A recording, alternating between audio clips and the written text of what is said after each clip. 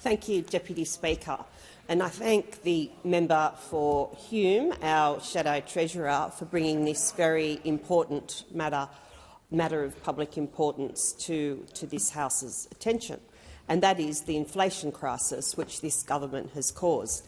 And I have sat here, Deputy Speaker, and heard from a minister for Veterans Affairs who spent most of his time making references to, he referenced the West Wing, a fairly glib reference, and while I am very fond of Josh Lyman, one of the best characters in the West Wing, I think that this matter of public importance did deserve a little bit more attention, a little bit more intellectual rigour than was brought.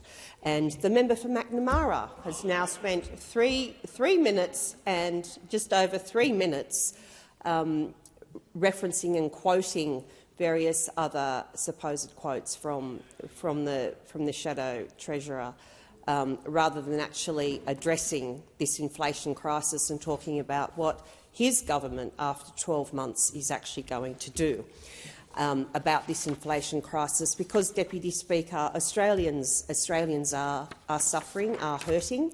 And I have in the gallery today Mr Jack Smythe from my electorate. He's come down here with his family, and what he has not heard are any answers from this government, from those opposite, as to how it is going to address the inflation crisis. And if we just look after 12 months at some of the numbers, at some of the facts, the economy under this government, under the Albanese Labor government, is shuddering to a halt.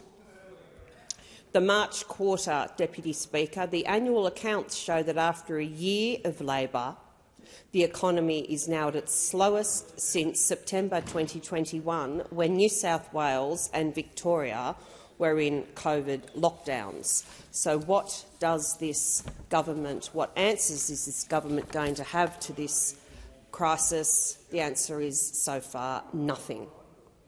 Because of inflation, Deputy Speaker, $1 today is worth far less than it was a year ago. Australians around our country are grappling with the mounting costs.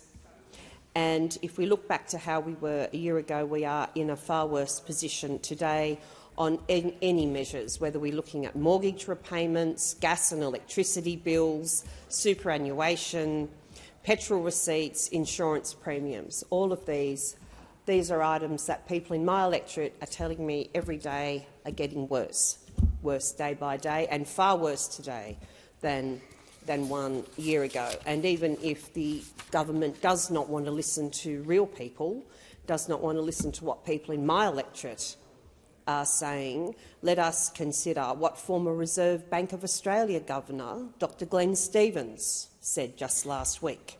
Inflation is, and this was his direct words, a quote, way too high. Interest rates could remain elevated for some time yet. And that's from a direct quote from Dr Glenn Stevens, Deputy Speaker. A new economist, Ashley Craig, confirmed the government is making the RBA's job much harder, saying the present government decided to take an expansionary position, and if the government is spending and taxation choices are too expansionary, the Reserve Bank must act by raising interest rates. So there we have it from two preeminent economists, Deputy Speaker, that it is the government's budgets, the budgets of Jim Chalmers, that have led directly to the Reserve Bank having no other option but to keep increasing interest rates. Therefore, Deputy Speaker, in circumstances where real wages are stagnant, the cost of living will continue to rise, gas and electricity bills will continue to skyrocket, we're seeing unemployment will rise, and inflation will continue to stay stubbornly high while ever the government continues with its same budgetary problems and budgetary issues that we've seen delivered in October last year and in May of this year. The budget, therefore, has failed Australians at a time when it needed a government that's focused on fighting inflation. Deputy Speaker, thank you.